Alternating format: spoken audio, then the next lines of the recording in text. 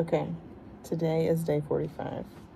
We're having a hard time getting day 44 to upload because our internet keeps going out, because our power keeps going out. But it will eventually get uploaded. Maybe. It will. Okay, so today is day 45 of our adoption. We are, of our 2024 of our adoption. We're into like the 680s for our overall adoption. So this morning we woke up to breakfast at the Labasa Eco Lodge. It was fantastic. They brought it. We ate on the patio. It was super nice. Everyone was super gracious there. It's a resort where you could come in and pay $10 and just enjoy the whole resort, or you can stay the night. It'll hold about 40 people, and there's like these little yurts that I'll try to splice in the video from those two.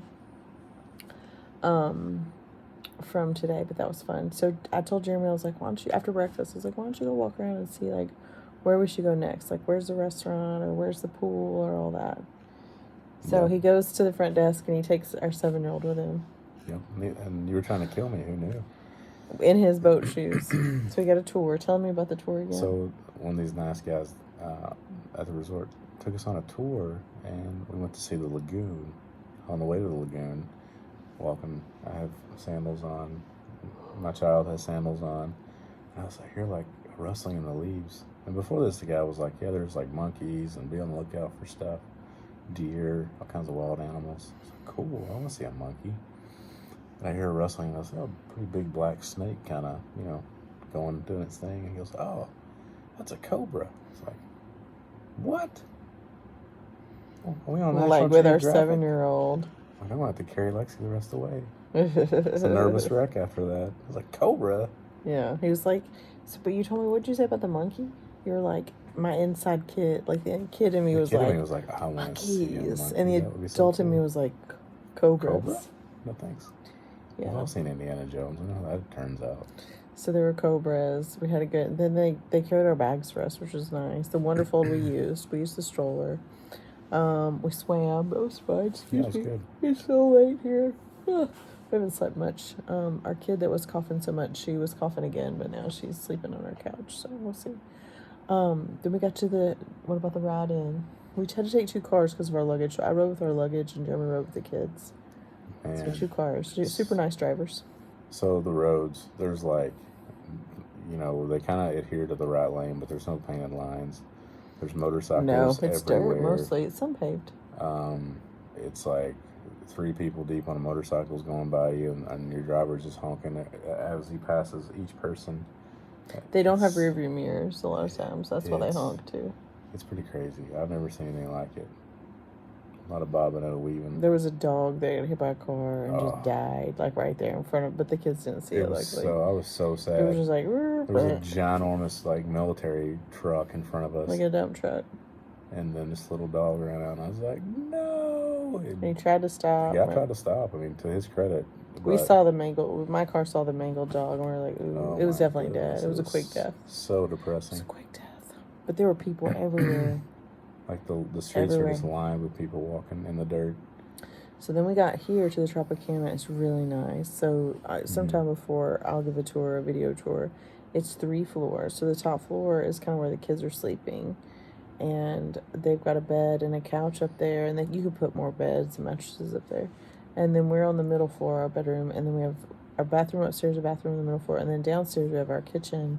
We have a stovetop, not an oven, although it didn't really work because the gas wasn't turned on, but they turned it on. And our refrigerator, we have our water filter that we set up for ourselves so we don't have to boil water. So that was fun. I think I drank it just so Jeremy would trust it. I'm like, water filters are just as good as boiling. It's like supposed to be. 24 hours. And he's like, we're watching you close. But we don't have a pot. We almost brought one, but and there was like a frying pan here, but ours will still be better. Where do you pack a pot? I don't know. Somebody told me that, but we'll go buy one. We need to call Tita tomorrow. We saw the street market thing. That was pretty nuts. Mm-hmm. Yeah. We met Albert, who's the orphanage director at where our kids live, so he's in charge of them. So nice. I gave him that letter, Blessing, who used to be an orphan there, who was since been adopted by our friends. She wrote him a letter. It was a very sweet letter. I read it. She read it with me, and I gave it to him tonight to read. It basically is her gratitude for his work on, saving her future and making sure that she made it to where she was supposed to be. So, and she's there. I got a hug from Howard. It was nice. Mm-hmm. Yeah, he's good. He's a good guy. He's tall. He's very tall. He's taller than me. Very tall, and people here aren't as tall. Yeah. But very tall. And Sam and Carrie Bruce are here with us, and they're staying in one of the rooms within our resort. They're awesome. I like them a lot. And then we met a new missionary family that is here that has adopted as well. And then so Sam and Carrie already have contacts here that they're utilizing, and then the organization they work with has contacts. So they have people, and they've met with some government officials, and tried to figure out what to do for the next step. We don't really need to do that because they've already done it. But got an email update from our agency director in the United States that he's working as well to try to get things done and try to get over here. And it was nice to have people that were fighting for themselves, but I felt like they were fighting for us too, and all the kids in the orphanage. Yeah, and there's just a lot, and there's still kids that need families. There's older kids that aren't matched. There's younger kids running around. Yeah. But we do get to meet our kids tomorrow. So Albert said that he has time tomorrow to come get us and take us. I was asking him if he knew someone that had a bigger car that could take all of us in one car. And he was like, no, I can take you tomorrow. So we'll get to meet our kids tomorrow. They get home from school around 3:30. Yeah. So we can get there around 3. We have some other gifts for the other kids that I don't know if I should take them all tomorrow or... Maybe we should ask Albert what he thinks. There's just a lot of presents. But he did say that we'll make sure the older girls get their presents. But he is going to the governmental office that has our kids' paperwork tomorrow in the morning to check on that. He said it wouldn't really be beneficial for us to go because they're not going to tell us much. But he's going to try to get some things moving for us. So once since we're here, once the government gives the go-ahead for everything to go again, then he'll be good. We asked him specifically, Sam asked him specifically, one of the things that the U.S. Embassy criticized our agency for recruiting birth mothers that maybe didn't want to place their kids for adoption. And that's just a complete lie. That's not what our orphanage director does at all. But we did ask him, how many kids do you have to turn away? Because as parents, we want our kids home, but we do see the bigger picture of these kids that are still languishing in poverty situations that would benefit from care in the orphanage at least. And he said 5 a month at least, if not more. Yeah. Another interesting... That come to his office that qualify. Like, when he reads their stories, he's like, we don't have any space, but so, you think about us if you think about us and you think about the Butler family who has twins that are there, you think about the Whitney family who has one that's there, then you think about the Clark family that has 2. So how many are we up to? 3, 4, 5. And the Bruces have 2. The Clark family has 2. If you just do the quick down and dirty math of the families that I know about that I talk to on a regular basis, you got us, you got the Bruces, you got the Clarks, you got the Whitneys, the Davenports, the Butlers, then you got the Hadleys. That's 11. And that's not even all of them. That's 11 kids off the top of my head that I'm like, there's,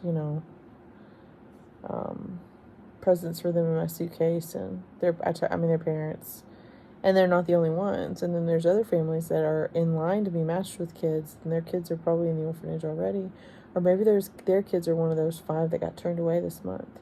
So I think that's heartbreaking too. So the sooner we can push to get our kids home, the more room there is in the orphanage for more kids, and that's something to really, really consider. He brought up when a really the U.S. good point. Embassy... I'm sorry. Go ahead. No.